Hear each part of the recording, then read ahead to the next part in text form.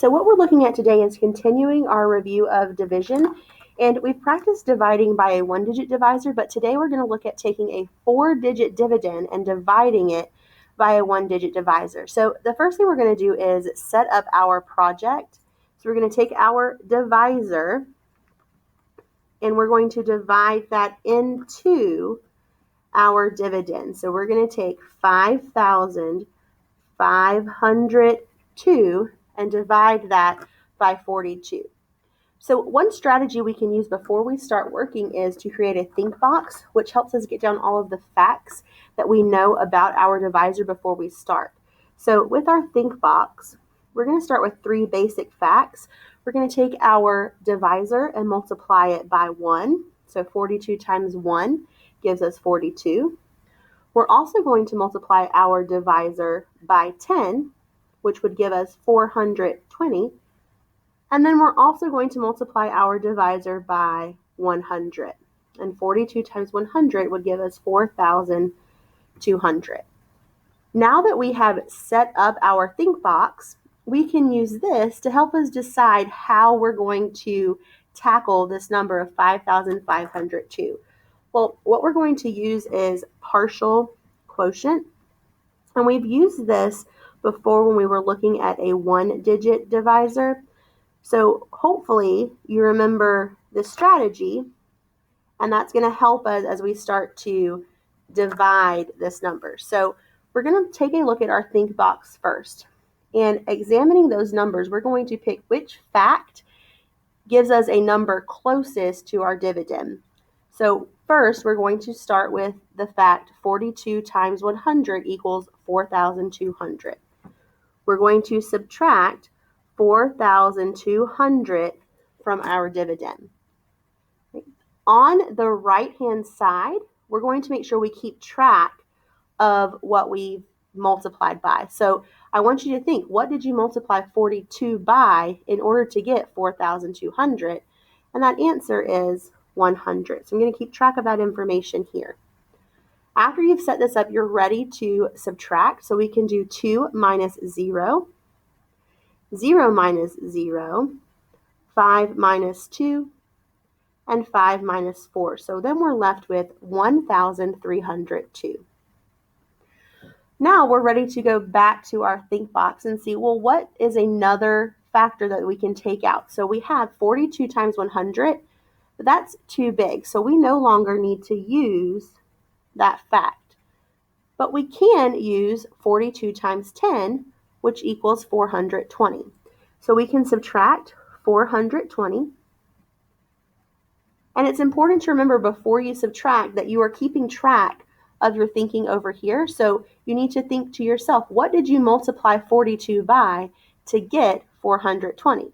And the answer is 10. So we keep track of that here on the right-hand side. Now we're ready to subtract. 2 minus 0 is 2.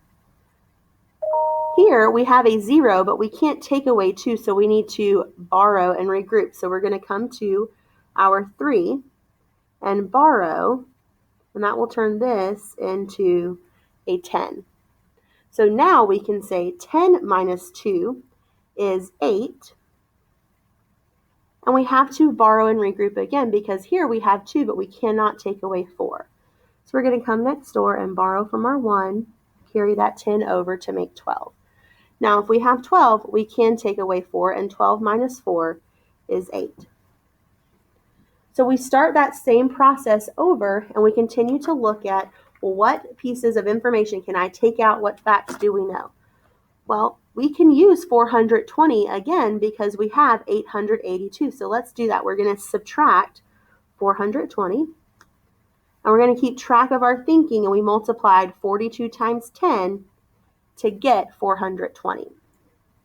2 minus 0, 8 minus 2, 8 minus 4. We get 462.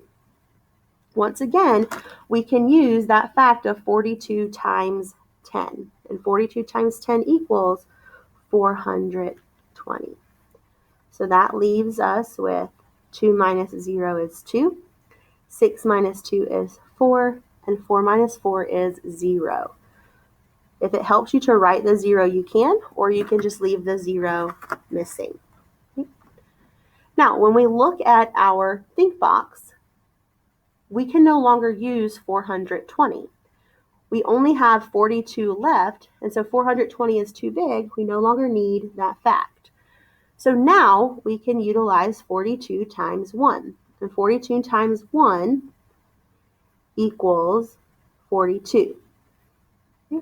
When we do 42 minus 42, we're left with 0.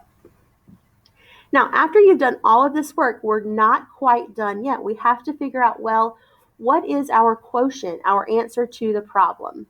And to get that, what you're going to do is you're going to add up those partial quotients that we pulled out. So we're going to add up 100 plus 10 plus 10 plus 10 plus 1. We get 131. If it's easier for you to do that in your head, you absolutely can. You may be able to tell yourself, well, you have 100, you have 3 tens, and 1 1, and all together that makes 131. Ultimately, you have to do what works best for your brain. The last step when doing these types of problems is to check your work, to check and make sure that what you've done is correct. And with division, it's actually quite easy to do that. So what you do is you take your quotient, which is the answer that we figured out, and you're going to multiply your quotient by your divisor. So we can do that now. We're going to multiply our quotient times our divisor. And if we solve the problem correctly, our answer should equal the dividend that we started with.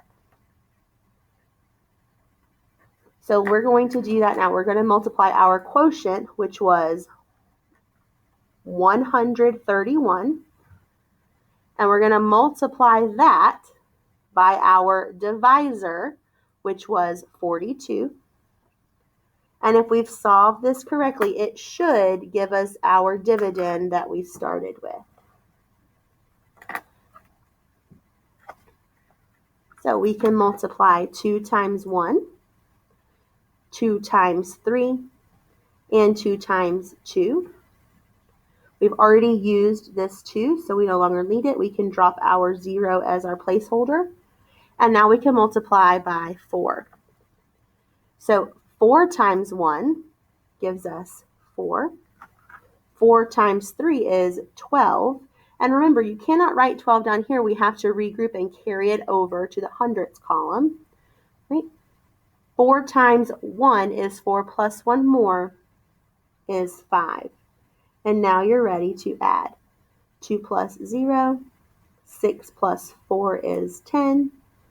2 plus 2 is 4 plus the 1 we carried is 5, and then 5. 5,502 is the same dividend that we started with at the beginning. So that's how you can check to make sure that you've solved the problem correctly.